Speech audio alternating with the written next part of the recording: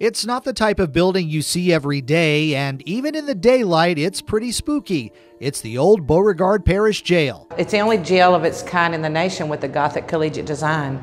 Construction began in 1912, and it's not just the architecture, but the facilities that make it impressive. It was actually called the Grand Mansion of the Penal System at the time it was created, because this was the first jail in America to have bathrooms in every cell. This is in a time when people were still using outhouses. And there were a lot of windows because it was thought that prisoners that had access to fresh air and sunlight and plenty of room to roam, they'd be rehabilitated from their crimes. But were they really comfortable? Probably not. Because with the windows, back in those days, you didn't have glass on the windows. There was no heat in the cells or air, so you had to depend on what was coming through the windows. Not just the heat and the cold, but you had to deal with the mosquitoes too. So Joe Gina and Molten Brasso were the two individuals that were hanged inside the jail. They actually murdered a cab driver for $14. Dustin Fritz, the project design coordinator and tour guide at the jail, saying there are still some creepy things going on in here.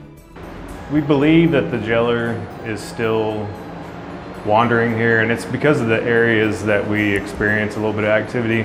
I'm actually a skeptic myself, and I've tried to actually fool myself to think that there's nothing going on here, but those days have kind of ended. There's a lot of shadows that like to follow you around. You know, you see them across the room. I've had day tours where I've actually had people say, hey, who's that around that post over there? And there's nobody else in the building because we just unlocked the door and walked in. I think I've spent enough time in here that I know it's real in here for sure. Most can handle the tours during the day, but if you're brave enough, on select nights they have lantern tours. 5 or 6 people left, the crazy ones like us that want to kind of hang out for a little bit. We actually sit in the stairwell and we just kill all the lights off, no flashlights, and we just kind of just sit and listen. We've heard like footsteps, we've heard, you know, what sounds like doors kind of creaking, strange smells, cigar or like pipe tobacco. Usually they run out the front door, so. One of the kids asked the mom who was the man in the cell, and there was nobody in the cell, so the mom was done after that. Shortest tour I've ever done. I'm Dave Baker for Acadiana's News Channel.